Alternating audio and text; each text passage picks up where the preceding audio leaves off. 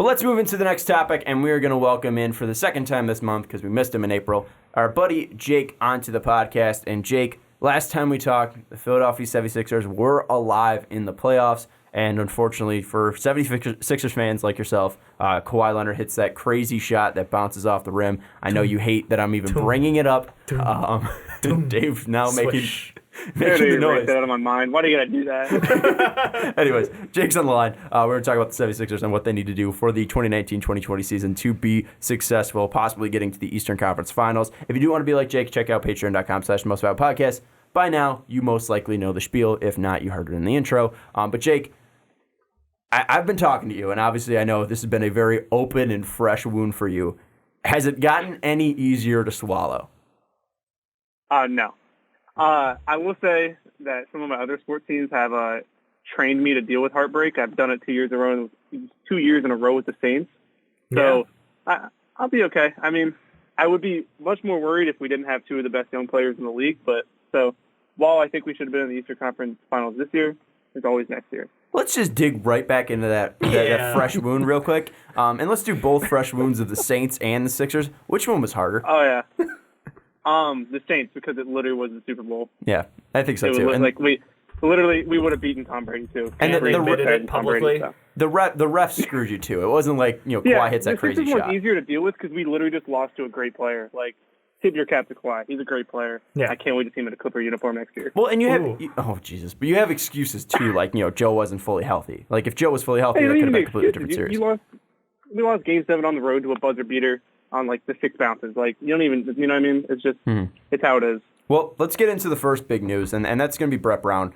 There was rumors that he was going to get fired after Game 7 if they lost, and we were kind of just waiting for it, and you were like, I don't want this to happen. I think it'd be a bad move. There's no one really out there. And then they lost Game 7, and you're like, they should probably fire Brett Brown. And then they brought him back. You're like, no, this is the right move. Are you still thinking that bringing Brett Brown back for the 2019-2020 season is the right move as the Philadelphia 76ers head coach? Yeah, currently where the state the team's in right now, I think it was the right move. He's developed an entire culture around the team, and you can see in the exit interviews with the media the day after the loss, a lot of the players like Ben, Joe, Jimmy, they pledged their support to Brett Brown. And Mike Scott even said that he wants to be back here and he wants to be playing under Brett Brown before he was brought back. I just think firing him would add insult to injury. And I think if you fired him too, it'd be much harder to bring back a guy like Jimmy Butler, because Jimmy Butler has, I think, bought into Brett Brown's system as far as we can see. And if you would have fired him and brought in a coach, and that's the other part is, if there was a quality coach out there that we could have gone and got if we fired him, then I would have been okay with it. The disrespect to Ty Lue. Lue. There really isn't. Yeah. Ty Lue, I mean, it turned on the Lakers. It shows you where he is. I don't know. I just think if there was a better candidate, I would be okay with it, but there really isn't anyone out there that I'm like, wow. Like last year, I think there was an abundance of coaches that were available to hire, and they were quality coaches. But this year, I literally, Monty Williams was the only, like, the highest one. He was our assistant coach. So, I mean, I don't know. I don't know. I think it's the right move to keep him for another year. Now, before I want to jump in, because there's a lot I have to say, and there's a lot Dave has to say, we have to go to Ricky, because you were all aboard the fire the Brett Brown train. Yeah, still am. I was going to ask you, are you still on that train? And obviously you just answered it. Well, I agree. I have a host. I agree with Jake. I was all over the Brett Brown fire train. I still am. I feel like he is not going to be the coach that brings them to a NBA Finals. Okay, but do you think he deserves to be fired? But the thing is, why? I would not have fired him now that I'm thinking about it because of what Jake said. Who are you going to go get? That's the only reason why, in my mind, Brett Brown has a job. It's because there's no one to replace him. It's not that he's good and that he deserves to have this job. It's just because there's no one good enough to replace him. So we're going to keep him around, and then it's basically going to be, I'll tell you, Jake, what'll happen next year. You'll make the playoffs, you'll face a team in the second round no matter who it is, and you'll lose. That's what the Sixers are going to do under Brett Brown. I just want to jump in here and say that Brett Brown did outcoach Nick Nurse during that entire series. The only reason the Raptors won is because Kawhi Leonard. And he did outcoach him. And I'm not saying Nick Nurse is the best, because I have had my criticism. First-year coach Nick Nurse. Nick Nurse, when we were doing our positional rankings for coaches, I was probably, I think, the lowest on Nick Nurse, given some disrespect, because I was a Dwayne Casey guy. But I just don't think... What a horrible thing to be. I just don't think that Brett Brown is the guy... Like, he's not the coach that brings them to the championship. He's going to be the coach that we look back on and we go, hey, remember Brett Brown? Yeah, he did all the dirty work before some new coach came in and then got the talent over that hump. He's going to be the Mark Jackson of the Philadelphia 76ers. Thank you for that hot, fresh, steaming take right off Why the not? presses. Why not Rick Carlisle? You know, Rick Carlisle was the coach before the Pistons, before Larry Brown came in and won a finals. Why does it always have to be Mark Jackson? I'm sick of Mark Jackson. Mark Jackson's overrated. Who was the coach of the Bulls before Phil Jackson got there? Why can't it be that guy? That was Doug Collins. Yeah, why can't it be Doug Collins? Yeah. Because with Rick Carlisle, I will say, because Rick Carlisle went on to go to a different team and actually win a championship. Yeah, he had Dirk Nowitzki, but he won a championship. Whatever. Doug Collins didn't win a championship. No, I know. Doug Collins? I'm saying with his Carlisle. Doug Collins is a good one. What about our boy, the glasses dude, who's currently running the Lakers, who was the coach before Phil Jackson took over for the Lakers? Who's the glasses dude? Rambis. Yeah, Rambis. Kurt Rambis. Come on, Kurt Rambis was the coach before. I literally like the. That guy's a weirdo.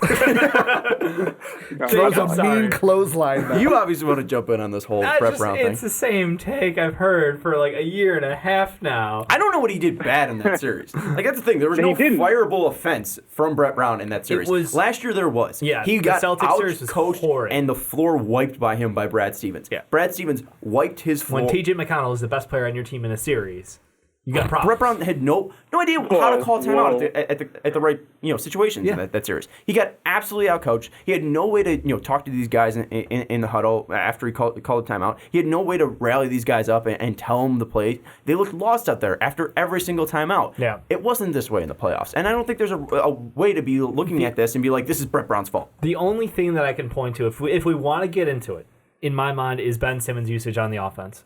I think that he has yet to find a way to include Ben Simmons in a half-court offense in a manner that actually draws any sort of respect or attention. Like, that is just, you're playing 4-on-5. Ben Simmons can do tip-backs from, the low post. Mm-hmm. But basically, he's just a nothing out there. And that's what kills them. And at this point in time, your defense is pretty solid across the board. You've got great shooters. You've got a couple facilitators out there. You clearly have your big men. You have your closer. But what does Ben Simmons do in the half court? And that is so much of the game, Jake. Am I making too much out of this deal, or is this like the big glaring weakness on that team right now? No, I think the big glaring weakness is the backup center position, and I think that's what ultimately lost them the series. Is the fact that they have to play Joe. Joe plays 43 of 46 minutes in that last game. You should. It's an elimination game. If you're not playing 40-plus minutes, you're doing something wrong. No, he's saying like on average, Joe. No, he said in the last game. Okay. Yeah, and to begin the season, he played 30 of 31 games, which is just, if you see, and I think Embiid even mentioned this in his exit interview, they need to treat him like the Raptors treated Kawhi this year. He doesn't need to play 80 games, and I think 70 games. I think Joel, he was given too much freedom, and obviously he wants to play every game, but I think the training staff needed to step in earlier in the year and say that you need to sit games here and there, because game number 25 on the road against Boston doesn't matter in the playoffs. I agree. It just doesn't matter. And also to touch up on the Brett Brown thing, I think he coached 3 different teams this year, basically. Like, I don't disagree with that. Obviously the opening lineup, and then the Jimmy Butler trade, and then we traded for Toby. For Tobias, Toby, and Bobby. And that trade was questionable. But I just think you just got to give this. I mean, this team is still so young, and Ben Simmons is 22, and B's 25, I think. And I just think give him time. I mean, give him time. Ben Simmons, I think that's more of his own fault. He needs to be able to shoot a jump shot. And Brett Brown already caters enough. He already has to get Tobias Harris a lot of shots. Obviously, Jimmy has to get his shots. Joel has to get his shots. And it's hard. It's hard. Ben Simmons, Joel Embiid are hard to match up together in the half-court offense. Well, both of their strengths are the same thing. Yeah, I think that's one of the biggest things because, a lot of the pundits out there were talking about, like, well, how come you can't use Ben Simmons like X or Y? And a couple of names tossed out there were, like, Jokic and Giannis. 2 very big polarizing players, ball in hand, dominant offensive players. Obviously, they do it differently. Jokic works with the ball in his hands, able to facilitate extremely well, but he's usually working the high post. He's not typically bringing the ball up too often. And then, obviously, with Giannis, like, he's just an absolute freight train with the ball going up the lane, drawing all that contact, drawing all that attention, and dishing out, where Ben Simmons shies away from contact. So, like, I mean, we have a couple guys with similar abilities that you could template off of, but we're not seeing anything out of Ben. Here's what I know we're talking about Ben, and I feel like Ben's going to get it really in depth, and I just want to add this to Joe because I think we can kind of close the book on Joe and then go straight into Ben because I know Ricky's chomping at the bit to throw out a nuclear take. Hold the horses. Hold the horses. Well, you're gonna drop the bomb soon. Don't worry. I'm thinking about something about Joe actually. All right. Ben. Well, the thing that I just want to throw about Joe, I'm going to hang up. the thing that no, he's not gonna do that. The thing I want to throw about Joe before you jump in was just I counted up 9 back-to-backs that Joe played, and I said this to Jake too, and I don't even think I heard those comments from Joe. Was I think he should have been doing what Kawhi was doing, playing 33 minutes and 64 games and 9 back-to-backs. That's too much for a 7-foot big man. I mean, Kawhi Leonard, who doesn't condition professionally. Yeah, I think something that Joe needs to do is clearly be in that 60 game range and be in that like 25 to 30 range. He really shouldn't exceed it unless it's the playoffs. Like 45 minutes in Game 7 of an elimination game, that's when he should be pushing himself. And if we see him pushing himself and he's fully healthy and he's not dealing with an illness like he was throughout that whole that whole 7-game series, he might have been more effective out there. He might have been able to close that out other than that shot just a little bit. Now, clearly, I'm not blaming Joel Embiid for that loss, but if he was healthier, that series could have totally flipped. If he wasn't dealing with sicknesses every single game and getting IVs, this might have been a series that they would have been able to win. Now, I'm not blaming this on Joe. People get sick. Again, I just want to throw it out there that I think that's a big thing that Jake said that Joe wants to do is be more treated like Kawhi, and I think it'd be a smart thing for his career. What were you going to say? I'm going to hold off first off from the Michael Jordan jokes because not everyone can be Michael Jordan. But no, not everyone can be a flu game Michael Jordan. The serious thing, though, with Joe, and I don't know if this goes, like, Jake, I don't know if you blame this on the backup center position or like me, I kind of blame it on the rest of the team of it was a glaring, like, what the hell's going on? When it's like, Joe's on the floor, they're plus 90. He leaves the floor, and it's like, what the hell happened? Like, the Sixers are being outscored so much when he's not on the floor to where in a playoff series, it's like, that's why the rest is important because you can use those minutes when they count. But to me, that is glaring. It's like, how bad is our defense that once we take one player off the floor, the rails fall off of everything, and it's like we can lose a lead like that. He's probably going to be like first or second team defensive for the NBA. I mean, pretty good. Yeah, I'm just saying, when I don't know, I don't remember the exact stat. I remember reading it after Game 7. And like the minute 40 that he sat in Game 7, they were minus 12. And that it's what happens when you downgrade for the best big man in the NBA to Greg Monroe, who can't make a layup.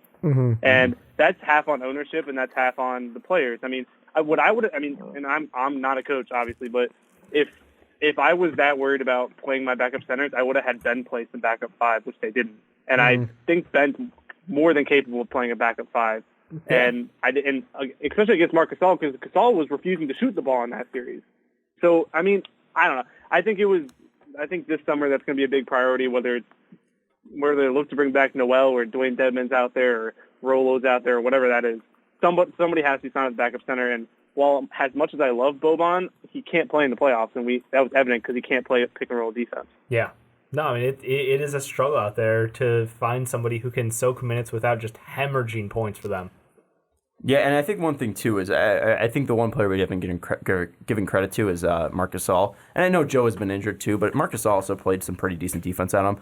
In that 7-game stretch, he only averaged 17.6 points per game and 37 shooting. And Joe was banged up, for sure. He was sick. He wasn't fully out there. But Marc Gasol was a difficult challenge for him out there defensively. Yep. And clearly, defensively, Joe's a monster. Without a doubt. But Marc Gasol going up like a veteran like that, not an easy task for Joel Embiid, especially when he's injured, or sick. I don't want to say injured. But let's get into the Ben Simmons talk, because obviously Dave brought it up. Brett Brown didn't really coach him well enough, and Jake said, obviously he was coaching 3 different teams out there. But something that came up in the pre-talk was Ricky's nuclear take. And let's drop the bomb, Ricky. I think that the Sixers seriously need to. I'm not saying do it today. I'm not saying do it a week from today, but I think next season, a big topic we are going to talk about numerous times is should the Sixers trade Ben Simmons? And the reason why I say that is it's not just, he played bad here, let's trade him. It's first off, if he doesn't develop a jump shot, I don't think he works with Joel Embiid. And you're obviously, if you had to pick between Joe and Ben, you're picking Joe. I'm picking Joe 10 out of 10 times, and I'm picking between the two. And the thing that I also look at is if he's not going to be able to develop a jump shot and he's going to be the same player that he was this year, he's an RFA after next season.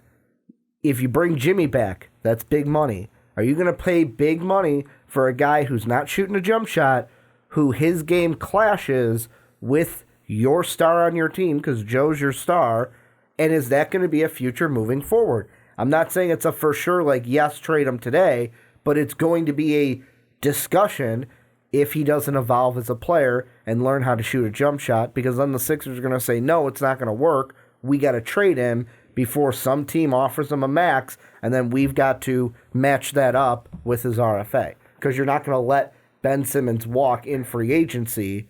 You'll match it and then try to trade. You'll try to get something out of him if you're going to give up on him. Jake? If they traded Ben Simmons, the Sixers would regret trading Ben Simmons as much as the Charlotte Hornets regret trading Kobe Bryant. Ben Simmons is a transcendent no player. Way. He's No way. 22 years. No he way. Is 22 years old. He averaged 17, 9, and 8 this year. He was an All-Star in his second year. Should have been an All-Star in his first year, and he played 81 and 79 games. If you're telling me, Did you watch Kobe play? Yes, I did watch Kobe play. Okay, because Ben Simmons is nothing like Kobe Bryant. Just saying. I never said he was going to be as good as Kobe Bryant. I said Kobe he's going Bryant to for like regret trading him as much as they did. Yeah, you should learn to listen. He never said he was Kobe Bryant. I think I also said said Kobe Bryant. I regret trading him as much as the Hornets regret trading him. Oh my god! I don't think it's that much, but go ahead. If you're telling me for the next 10 years you have to choose between injuries considered, Ben Simmons and Joel Embiid, I'm taking Ben Simmons 15 times over because Joel Embiid can't stay healthy for an entire season. But you just said Joel Embiid doesn't need to be healthy the whole season because you're going to give him I understand. so many nights I'm off, saying, and he's only going to have to play 60 games and limited minutes in those games, and he's the best center in the NBA according to you.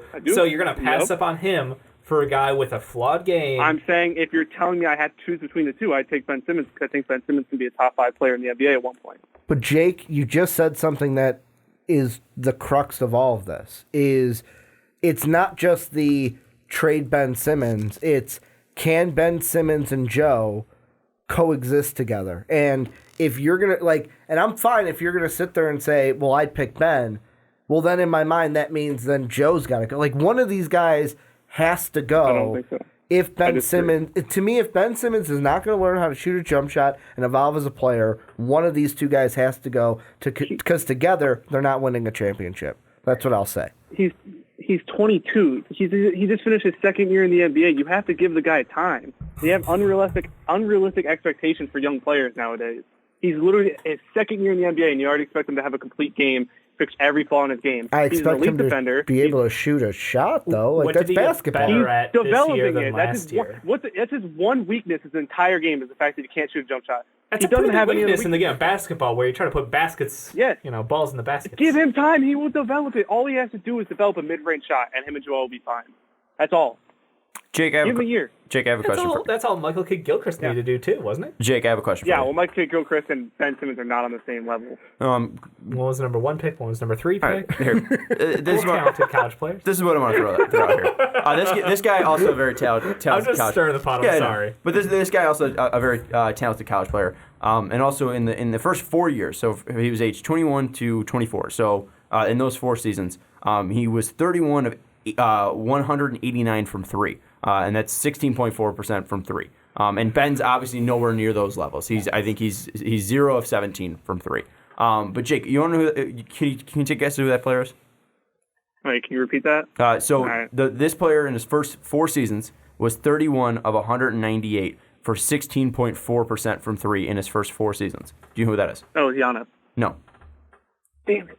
It's Michael Jordan. Dave had the same guess, by the way. So we know that Michael Jordan is real bad at basketball because in the first 4 seasons he could not shoot a jump shot. And I'm not saying that they're at the same level shooters because Michael was a much better free throw. 3 versus jump shot. Jump shot is not a 3. Mm-hmm. They're different categories. Right, Michael was also, never really Michael that great and Michael was a mid-range king. And Michael was also a much better free throw shooter. I was also going to throw it out there. I'm not saying that they're the same, but guys can get much better at shooting if they want to put the work in. And I think that's the biggest thing for Ben is if he wants to put the work in. And Jake, that's something that you've thrown out there, is that he's not willing to shoot with the right hand. He's not willing to put the work into it. Brett Brown wanted him to take more shots throughout the game, and we really just didn't see that. Like, it started a little bit of him taking a jumper every game, but it really didn't keep going because he wasn't making them, and he kind of seemed like he was disinterested in it. Is that the biggest thing that Ben, in your mind, needs to do, is just keep attempting to try to make these jumpers in the game? He literally just has to shoot them, because even Embiid shot around 30% from three, and when he would pump fake, people would go for it all the way. And even when Giannis obviously got better towards the end of the year shooting threes, but earlier in the year when he was shooting like 18%, he would pump fake and people would still come out and try to jump on him or even just guard him out there. Mm-hmm. He just needs to attempt them. He doesn't even have to make them at a good rate. Just attempt them. You'll open up the floor for Embiid, even Jimmy, if Jimmy's still here. All you have to do is get Embiid better looks in the post. That's all you have to do. All you have to do is shoot them. You don't even have to make a lot of them. I mean, all you have to do is actually play somewhere outside of the 6 feet that Joel Embiid operates, lives, and dominates in. Which I'm sorry, like, where did he grow his game this year? Because you're asking him to just get a jump shot, just add that little bit to it, just do a little bit for us. You mean where did Ben grow? Where did Ben grow his game? This from year 1 to year 2. Usually we see people. De'Aaron Fox took an epic leap this year. We saw a lot of players make that jump, and I feel like Ben Simmons brought back basically the same repertoire of talents and skills offensively and defensively. I mean, he's a great defender. He's a great facilitator. But where did he get better offensively? I don't think he made that big jump this year, and I understand that's obviously going to be a concern. But I think that, again, like I said earlier, unrealistic expectations for a guy in his second year. And I mean, his field goal percentage did go up. His free throw percentage did go up. He averaged more points. He averaged a little bit less assists. And he averaged more rebounds. So like obviously it doesn't look like a glaring increase, but things are still going up. And you can look at guys like Giannis Antetokounmpo, who started out, he averaged 6 points in his first year, 12 points in his second year, 17, and then he made the big jump to 23. Just give Ben a little bit of time. That's all I'm saying. Well, you don't look to trade a guy after 2. What would you even get in return for him? That's the big thing. Well, what would you get? I think the only thing that I would even consider trading him for would be Anthony Davis, but that's outside of roster construction, because I don't know how Joe and him would play together, and also Jimmy, and I don't think it would be a really clean fit. But that would be like the type of player I would look to trade for him, because I agree with Jake. I think trading a player this young would be absolutely ridiculous. I mean, he's still a first overall talent, and he hasn't really shown anything where he's been a bad player. Like Jake said, he's an all-star. Should have been a 2-time all-star, really, in his career. And I picked him this year for Defensive Player of the Year. He didn't end up being that. I don't think he was to that level, but I mean, he didn't show any regression defensively. He's going to be 23 come July 20th, so he's going to be very young when it comes to the season. And obviously, he even got skipped out of his first true year as a 20-year-old because of injury. So and so far he's been really healthy throughout his career. I mean, he played 81 games in 79 games. Knock on wood for Sixer fans, but he's been really healthy and he's been able to be out there for the Sixers. So the biggest question I have for you guys, unless you want to add something else, I want to bite on what you said, Sean. Where I know you brought up Michael Jordan as kind of like it kind of felt like maybe a troll thing to bring up, like, oh, he's not like the greatest basketball player. It was just people grow their games. That's all I was saying. I'm going to bite on that because the thing that as a kid, I always liked about Michael Jordan was like with his free throw shooting, where he would say like in the gym, done with Jordan practice, worked his ass off. He would just shoot 100 of them until he made 100 consecutively. And then you talk about Ben, where it's like, hey, Ben, how about you try to do this? Nah, I'm good. Like, I'm not going to shoot with the right hand. Brett Brown wants you to shoot more shots. You're not going to shoot them. To where that's one thing is he ever going to... I get that he's young, and you keep throwing out, oh, he's young. But if the mindset doesn't change that, hey, I have to work on this... That's why I brought it up to Jake. That's because I was just saying that... Because they're in a tough situation of, yes, he is young, but after next season... You're in a kind of a tough situation because it's like you're going to give Ben Simmons his money. There's no way you're going to let him walk away in free agency. Unless you're trading him like you suggested. And that's the thing. If you give him that contract like you will, and you don't think he's going to work on his game and develop what he needs to, then it's just going to turn into, all right, we're giving him his second contract, and at some point we're going to have to move him, and the value might be less when he's older. and still hasn't worked on what he needs to work on. I was just trying to point out there that if he wants to put into the work to become that shooter, just a dangerous shooter in general, not even dangerous, just an effective shooter from 15 feet out, then he can even take that level that we're just saying. And it's just that Ben needs to put the work in because the talent is there. But this is a guy who's had motivational problems going all the way back to high school. Remember him in college? So disinterested in LSU, didn't show a lot of effort, looked lethargic out there, clearly not interested in improving his game since then. So it's just, if you're having the questions at each level through now about how much is he willing to put in off the court, and when he's on the court, is he going to take those chances, listen to his coach, and change his game to fit the team better? Like, this is no longer just he's young, he can grow. It's like, this is a pattern. And that's what I'm starting to see is is this something we should be afraid of? Because LSU, we had concerns.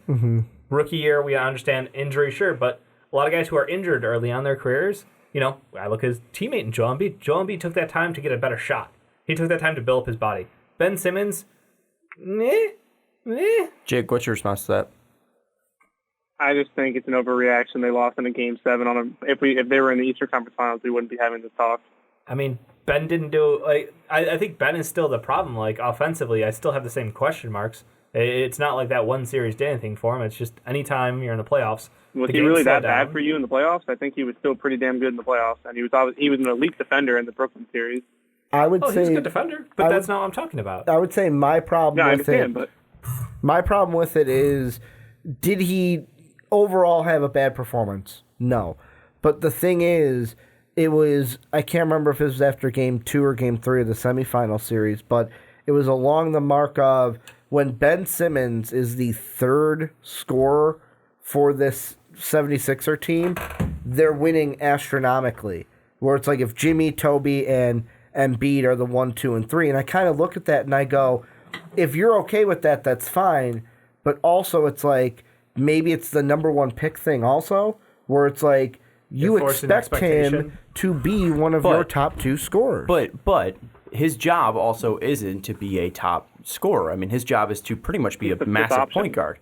I mean, that's the thing. And yes, you want a number 1 overall pick to be that option. Anthony Davis, Kyrie Irving, LeBron James, et cetera, But, I mean, we look at him, and I still find him to be the best player in that draft, without a doubt. I mean, his talent is still astronomical.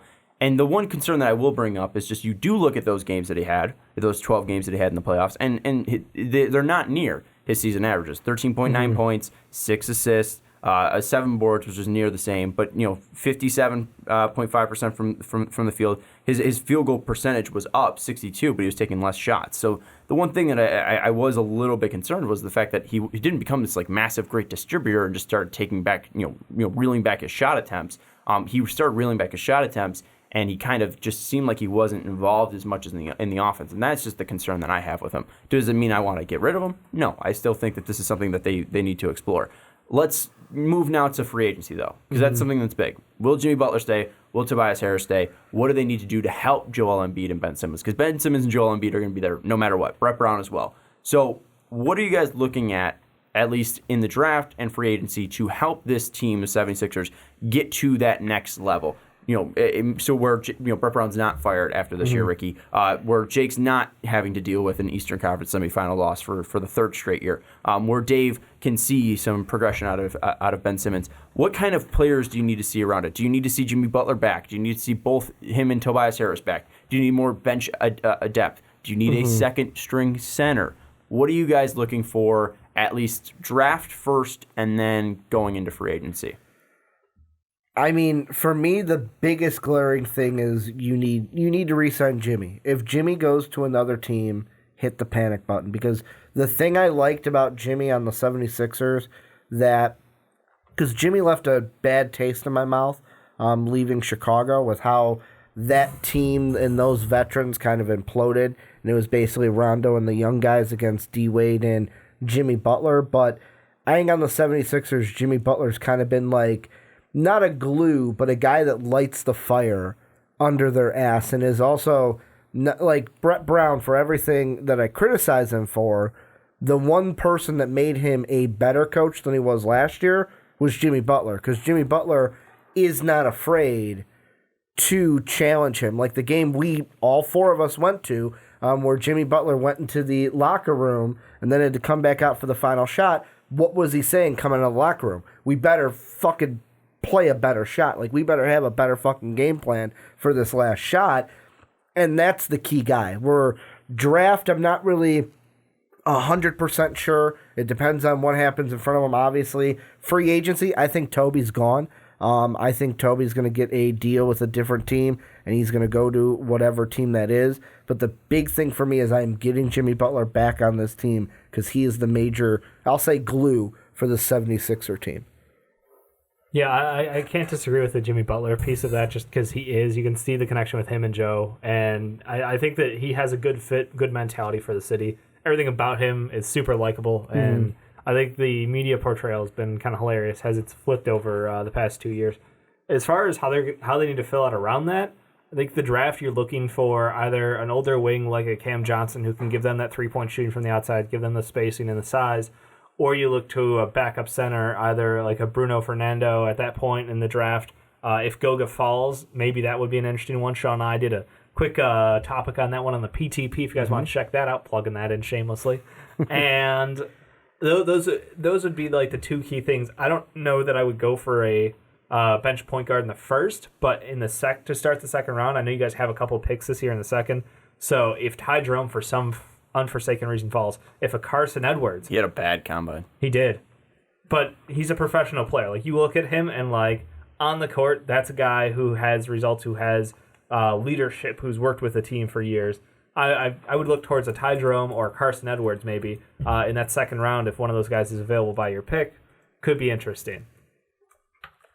I don't know. I think if I'm looking at the Sixers, I would honestly consider moving up because you have some assets that you could attack. And I'm just looking at Tyler Hero. Mm-hmm. I think it'd be interesting. Get shooting around him, and it's a cheaper option for J.J. Redick. He's not going to be J.J. Redick, but then maybe they won't be going to him late in games and actually going to their star and Joel Embiid, not just running. Jake literally called what they were running in their last possession. Yeah. They were just going to run off the screen. Screen handoff to J.J.? Exactly.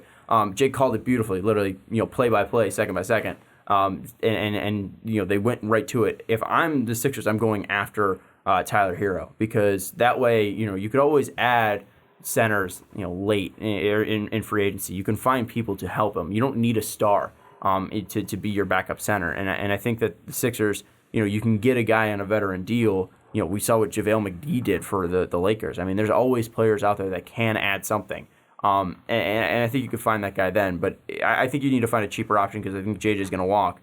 And that way you can go after both Jimmy and Toby. And even if you don't get Toby, you at least get Jimmy. And that's the biggest thing for me. Jake, where do you stand on all this, at least free agency and draft? Starting with the draft, Elton Brand said they're going to probably target defense and shooting. So I would assume that means wings. Because wings is definitely probably not going to be able to bring James Ennis back because we don't own his bird rights. So the max we can offer him is like $1.9 million, I think. So he'll probably walk and get more money somewhere else. 3-and-D wings. I'm not really that educated on the back end of the first round, second round of the draft, but I assume there's some people there they could get if they don't decide to trade up. I think it would be a good idea to trade up. I think they have 3 picks in the second round or something like that. And with that many picks, obviously you're not going to take them all and use all the players. And then moving on to free agency, I think you offer Jimmy Butler the 5 years, $190, just to make sure, basically guarantee that he comes back because you can't really lose Jimmy and Toby. I mean, you still have Ben and Joe, so you wouldn't be screwed, still be a playoff team. But you went out and you made those 2 trades. If you lose both of those players, it's terrible. It's awful. It's worst case scenario. So I think you offer Jimmy the 190. Then you go to Toby. If he wants max, you probably let him walk. I don't think he's a max player. I think he had a really good contract year. But I don't think he's a max player. Maybe $20 million is the max I'd offer him. And then bench center is the biggest glaring need, I think, on this team. Backup point guard, you could just bring back T.J. McConnell probably. He's fine for the regular season. And then Dwayne Dedmon's out there, Ed Davis is out there, Robin Lopez is out there. I mean, any veteran center is fine. It just needs somebody who can play some goddamn defense. Literally, in the playoffs, they had to play 3 minutes a half. It's funny because we brought up Goga, we brought up the Nets, and Dave was literally like, Ed Davis needs to be off the Brooklyn Nets because he was so trash and got torched by Joel Embiid. So it'd be hilarious if they brought Ed Davis up. he's a fucking ball of energy. The man rebounds like a motherfucker, but like, yeah, you put him up against true centers and he just gets balled down on. Like, it's a size advantage, you know. And I guess as a backup center, there's not, you know, I don't know how concerned I would be against him going up against a 30-something-year-old Marc Gasol at this point, or in the East, like you don't really have to worry about a ton of great centers. So it's just those unique matchups are going to challenge you. Yeah, I think Dwayne Dedmon's the number one option on that backup center. If they can get him, I think he would help the team so much, especially in the playoffs, because I think he can just do everything. He's not elite at anything, but he's just good at everything, and he's a good veteran to have. But like I said, the number.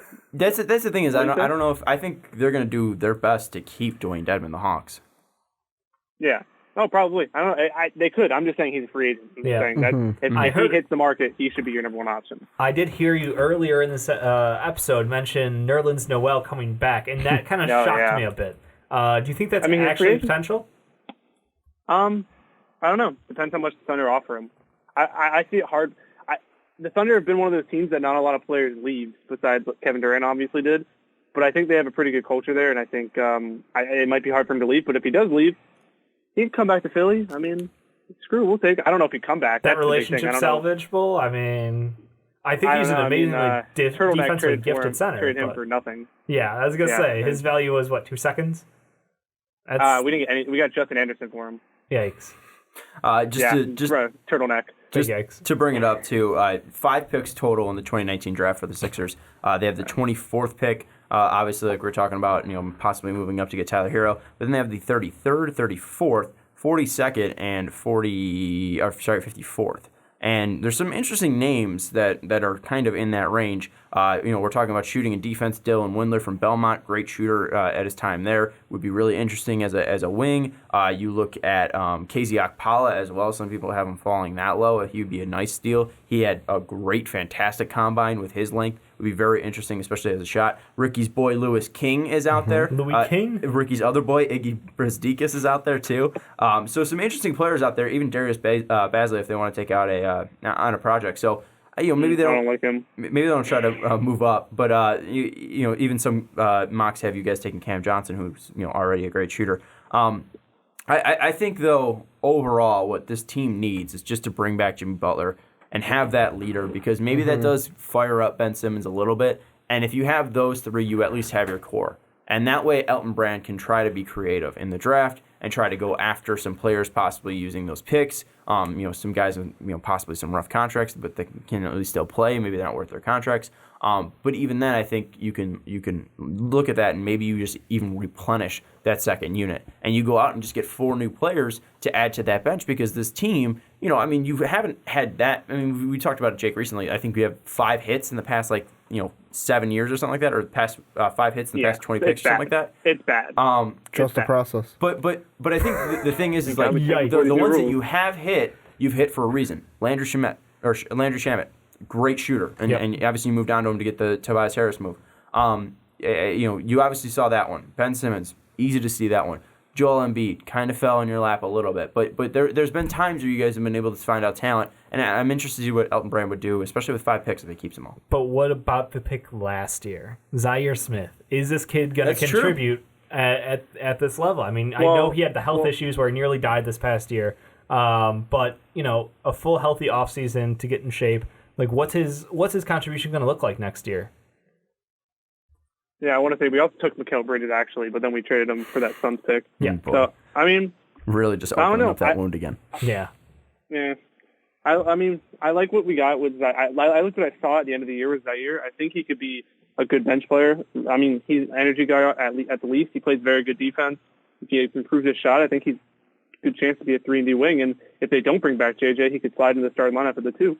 Ooh. Yeah, he wasn't really consistent, but he also wasn't getting consistent minutes. He had a game where his first bucket, it was a 3. It was the only shot he made, and then he went 1 for 2, 1 for 5, 1 for 3, and then 2 for 5 from 3. So I mean, he wasn't getting a ton of looks, but out there, I mean, he put up some decent decent moments too, and also in the first game against Brooklyn and the second game in the first game against Toronto, he was plus 15 in both those games combined. So I mean, he was a positive out there. Most of those were a little bit kind of in trash minutes, but still, yeah. some positives that you can take just curious out of if you thought, if you saw enough out of him this past year to be like, all right, this guy's definitely going to be a good part of our future and going to be able to contribute. 'Cause like you said, that depleted bench, and you need somebody who can step up there and really help with that second unit. Yeah, I think he's a good bench player. I don't know if I have enough trust in him yet to start him, obviously, but I think JJ is a big priority, obviously, this offseason, but I think he'll want to come back. And I think, I would have enough confidence right now saying that he could be a backup too. I think it'd be 20 minutes. Yeah, I think it'd be interesting to see how well they do trust him, because there's been talks that you want to bring in a point guard who can play defense against true point guards, and that way you could use Ben in different situations and guard more better wings and guys that he's more sized to guard. And if he plays well enough, Zhaire, maybe you do just run him at the one possibly, because he offensively he won't be a one, but as our boy John loves to say, you are who you defend. Mm-hmm. And if Zhaire is this next Zhaire guy, defends 2 through 5. That's the thing. I mean, do ones maybe. If he could defend a 5, I think he could defend a 1.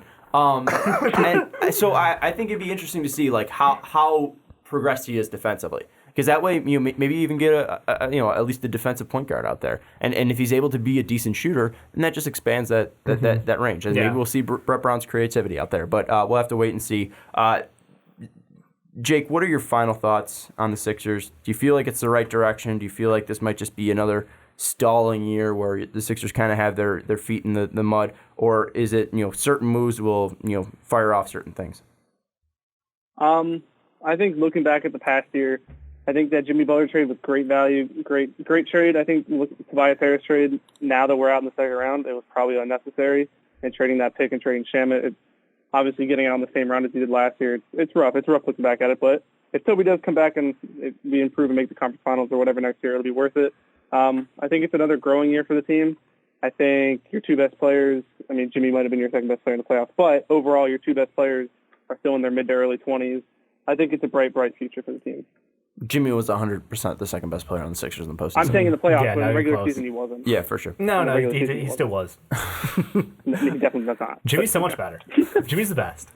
Final thoughts, Ricky. Jimmy buckets. The last thing I just wanted to throw out there is if Toby leaves and goes to a different team, one free agent I would maybe look to kind of lure away from their team is a Thaddeus Young. Mainly because of what Jake said. Give me someone who can play defense, and Thaddeus Young can do that. But also with Indiana, is he going to want to go back with Vic coming off an injury? Tyreek Evans now, he definitely will not be back because of his 2-year ban from the league. So like that's a guy I look at to where if you want to bring in a veteran, he could be around the same price that Toby would be, or Toby was this past year. Be interesting. Final thoughts. I'm all about that offensive supernova. You need to go get Terrence Ross. Boy. You missed out on him in the Markelle Fultz trade, which was ridiculous. You should have got him. So I think that he's the dream for the second unit, man. Like that guy can run second units. That guy can score. He can facilitate. I don't understand the question, Sean. What do you mean? Like you're giving me like a puzzled look over it. Like I'm saying something that's not true. I was going to one up you. Supernova. I was just going to one up you. Jake wants a backup center. Go get Vucevic. Oh, there you go. There's a backup center. He was already a Sixer before. Running the second unit, baby. Running the second unit. You can put up like 20 per 36. It'd be fucking sweet. Bro. All right. It was a fun segment, Jake. Hopefully, next time we talk about the Sixers, they'll be winning some games in next year, or maybe they make some big splashes in the free agency market, and maybe Jimmy comes back and we revisit this topic. But right now, definitely just going to have to see what happens at the start of 2019-2020 before we actually start making real judgments on Brett Brown, Ben Simmons, Joel Embiid, and Jimmy Butler, and what this team can actually do in the East, especially with what's going to happen with Boston, with Kyrie Irving, if they're going to get Anthony Davis, et cetera, et cetera. But Jake, as always, we appreciate you joining us. We appreciate you being a patron. If you want to be a patron like Jake, check out patreon.com/MostFabPodcast.